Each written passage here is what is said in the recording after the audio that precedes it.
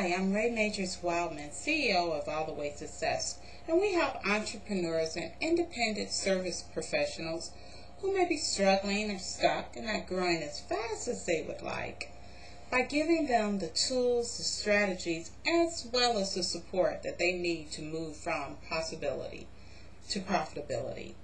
This video is the second part of one of the most frequently asked questions that I get asked almost on a regular basis when it comes to getting more clients and making more money. And the question was, how do I create a supportive and productive advisory board? In this video, we will discuss the interview process, compensation, as well as setting the expectations. And I'm going to encourage you to go back and look at the first video just to kind of get an overview of what was discussed then. So let's start with the interview process. Once you have made the decision, it's time to contact the people that you have identified on your advisory wish list.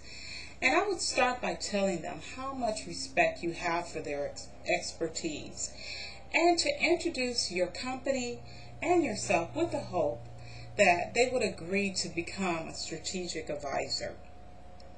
Certainly, you recognize that they have an extremely busy schedule.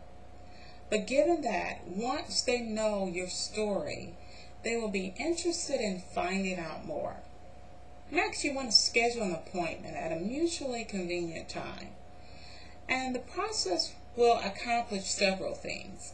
First, it will require identifying the skills required to grow the business and the functions within the business that are inadequately filled. Second, it will require packaging your story so that it can be told passionately and effectively to the most critical listener. So let's talk about compensation. I'm often asked, should you compensate? I really believe it depends. And I must say, I've really been blessed by having some amazing mentors in my life. And I will share that many of them have tied their expertise and their wisdom and knowledge, while others I had to pay to acquire. So consider that most people will want to know, well, what's in it for me? Why should they invest their time, their energy, in helping you build your company? And there are both tangible as well as intangible advantages to becoming an advisory board member. When we think about the tangible, moolah, right, money, we need to clearly define the expectations for the board. And as mentioned, how often do you plan to meet? What will their roles and their responsibilities going to be? We need to address the answer to these questions, and that's going to help us to determine the compensation. Just to give you something to go from, many small, medium-sized companies pay their board members anywhere between $300 to $500 per meeting, whereas there are some advisory board members that don't charge at all. It's really going to depend on the organization. Some organizations offer stock or stock options versus compensating them with cash on a monthly basis. What you need to get clear is that many board members are going to come because you're attracting amazing professionals, and they want an opportunity to network with these brilliant individuals as well. So many successful business owners, you want to know, they just will give back.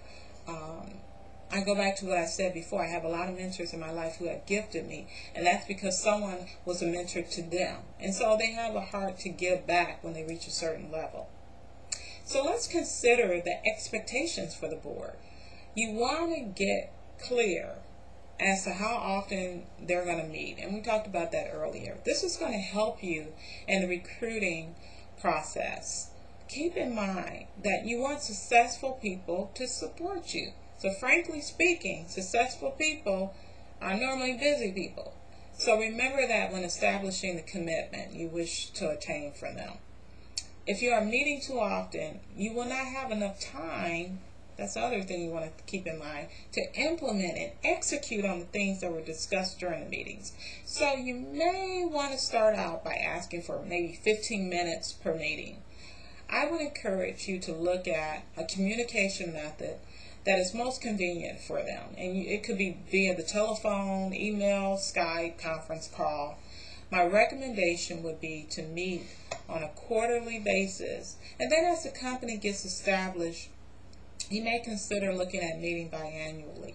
For startups, it might be advantageous to think about monthly meetings during the first year and then move into quarterly meetings.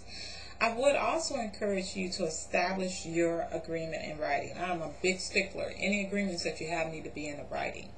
And this agreement will basically outline their duties, the responsibility of the board, the time commitments, such as the length of service. Is it 12 months? Is it 6 months? Their compensation. You also want to be sure that you have an agenda for your board meetings. Once you have secured your advisors, it's time to incorporate them along with your company's communication flow. And so I would encourage you to add their names and their bios to your website. You might want to set up an email list so you can send monthly and quarterly things to them. And consider even having 2 advisory board conference calls a year. You want to keep the requests when you're requesting things to the advisor. You want to make sure that you're requesting things that they're an expert at. That way you'll have a success pattern going forward. I also would recommend that you keep in mind that long term you're going to meet some amazing people, and this is going to add to some dynamic relationships. And also sometimes it just might not work out. So if it doesn't work out, it's not even worth your time to fire them. I mean, sometimes just having that credibility or having them attached to your company will actually add and get a level of credibility to your company. So however they want to play with you, that's fine. You want to make sure that you get it in writing, because one of my favorite quotes is, conflict arises when expectations differ. And so it's not even worth your time to fire someone who's not working out. I mean, as I mentioned earlier, just being attached to them is going to add credibility to your organization. So this is the end of this video. Hopefully you gain a lot of information as far as creating a dynamic advisory board member.